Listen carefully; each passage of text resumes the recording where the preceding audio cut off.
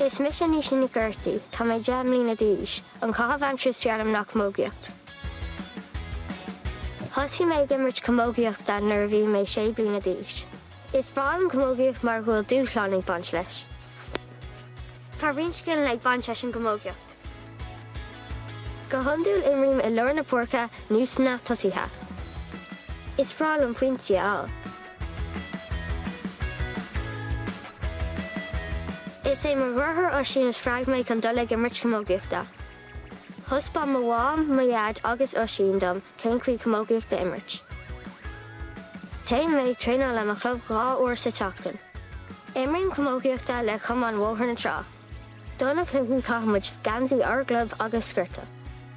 Ar nulaí caithim gach den clogid agus tá sé sin an táfachta. Is í níomh ní chuúchánaí an timreair chearlam. Glach mé puirt I cuid blitz comórtas go dtí seo. Bhuail mé leis an Prince William agus an bám Prince Kate ag stád an Pierce gá bhliain ó shin, thus fáin mo drínt scileanna dóibh. Ócáid stair le bhíán don club agus dumsa Mariamroir.